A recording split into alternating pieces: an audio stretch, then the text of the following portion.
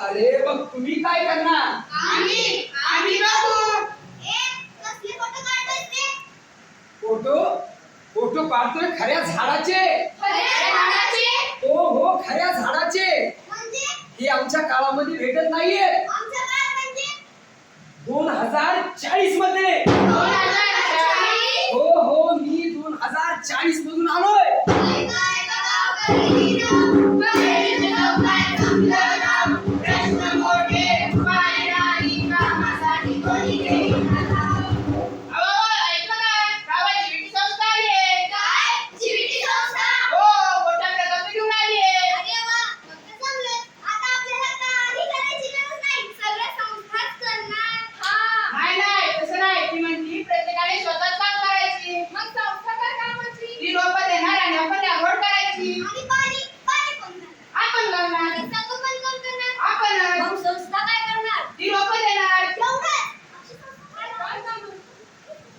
एक प्रश्न विचारू? अरे तो प्रश्न राहू दे बाजूला.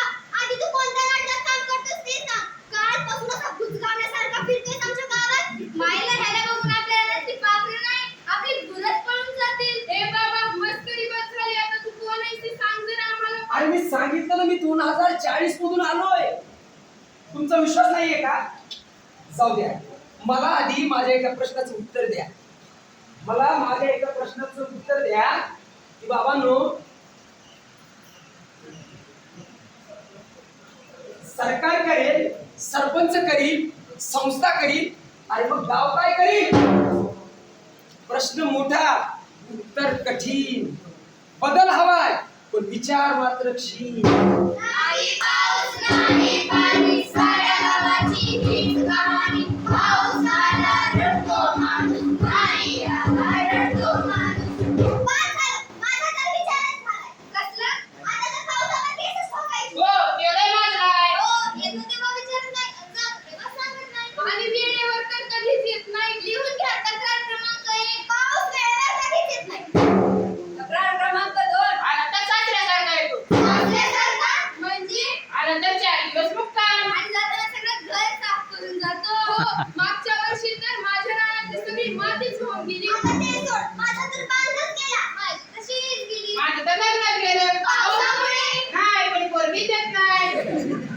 अच्छा, मग तर तुम्ही चक्क आता पावसावरच केस ठोकणार आहात. हो. यात पावसाची चूक आहे. एक प्रश्न विचारू? किती प्रश्न विचारतो तू?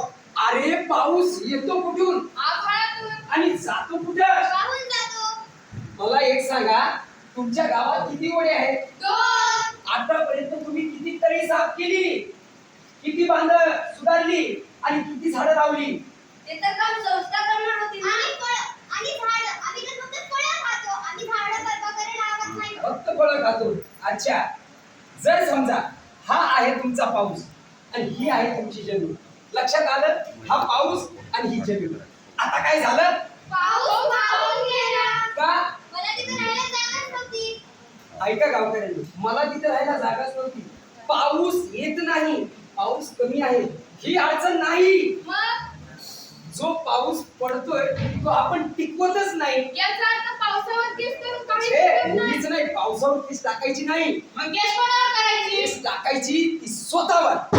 थेंब थेंब जगूया रे, मातीमध्ये बुडूया रे. पावसाला दोष न देता आपलं गाव घडवूया रे. घरोघरी रानोवाडी झाडे झाडे लावूया रे, झाडे झाडे लावूया रे. ऐका, पाणी येतं आभाळातून, पाणी येतं आभाळातून, पण ते टिकतं मात्र माणसाच्या डोक्यातल्या विचारांमुळे. गावात पाणी नाही, शेतीत पैसा नाही, म्हणून गावची पोरं सारी शहराकडे धाव घेई, शहराकडे धाव घेई, शहराकडे धाव घेई. काका, कुठे चालले? मी चालले मुंबईला. कशाला? इथे काय भविष्य नाही. पण तिकडे जाऊन काय करणार? अजून ठरवलं नाही. नोकरी? नाही. राहण्याची सोय? नाही. ओळख? ओळख पण नाही. मग काय आहे? ते मुंबई आहे ना, तिथे सगळं असेलच की. मग मी पण येते तुझ्या बरोबर. कशाला? ती जाते म्हणून. तुम्हाला काय माहित आहे का तिकडे जाऊन तुम्ही काय करणार? नाही. अगं मग जाताय तरी कशाला? सगळे जातायत म्हणून. म्हणजे याचा अर्थ तुम्ही गाव सोडताय हो. का? शेतीत काय उरलं नाही. उत्पन्न नाही, पाऊस नाही. मजूर नाही, गावात पोरं राहत नाही. का? हे सर्व प्रश्न खरे आहेत तुमचे. हो. एक प्रश्न विचारू. किती प्रश्न विचार. आणि तुमच्या गावामध्ये तुमच्या आजोबांनी तुमच्यासाठी काय ठेवले? आमच्या आजोबांनी तर आमच्यासाठी 4 एकर शेती केली होती. आणि तुम्ही 2 एकर. का? आधी तर पडीकच पडली. का? कारण पाणीच नाहीये. मग पाण्यासाठी तुम्ही काय केले? सरकारकडे अर्ज केला. मग काय झालं? दुसरा अर्ज केला. आता तिसरा अर्ज केला म्हणू नका. तो तर आम्ही केलाय. मग पाण्यासाठी अजून काम सुरूच आहे. मग काय?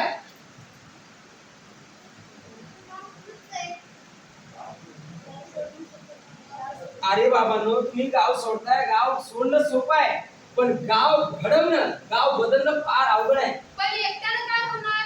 एकट्यानं काही होणार नाही. अख्खं गाव 11 जण एकत्रित आले तर होईल. म्हणजे गट शेती हो हो, गट शेतीच. म्हणजे एकाचा बांध, दुसऱ्याचं पाणी, आणि तिसऱ्याचा अवजार. म्हणजे एकाचा प्रश्न आपल्या गावाचा प्रश्न होईल. नाही, एका गावाचा प्रश्न नाही, गाव सर्व एकत्रित येऊन हा प्रश्न सुटेल. म्हणजे मुंबईला जाऊ नको. जायचं असेल तर जा, पण असं जाऊ नको की गावात काहीच नाही.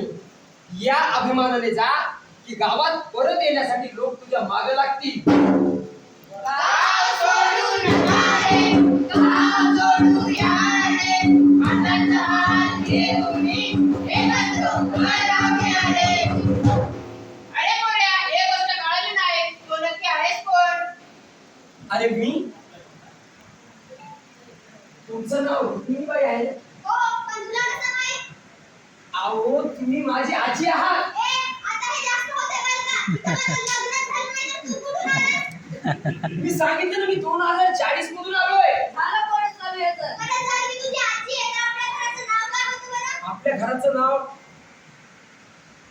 आपल्या घराचं नाव मला माहित नाहीये. बघितलं, पकडलं. पण एक गोष्ट माहित आहे, आपल्या घराच्या समोर एक मोठं चिंचेचं झाड होतं. कोणतं झाड?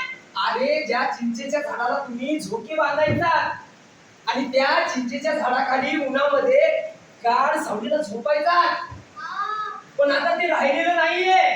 म्हणजे तोडलं की काय? नाही, हळूहळू गेलं. बरं, जर मी तुझी खरंच आजी आहे, तर मी तुला काय दिलं?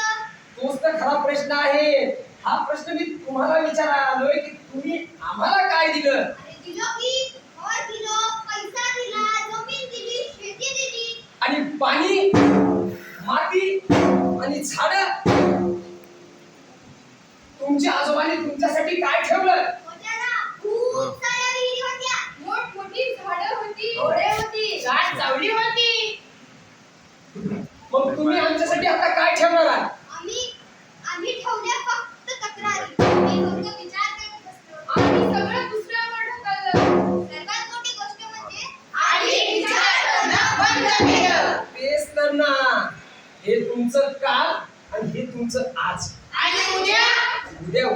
ठरवलं नाहीये. ज्या तुम्ही भूतकाळात चुका केल्यात ना त्या सुधारायची जबाबदारी कोणाची? आपली. अरे बाबांनो, बरोबर आहे.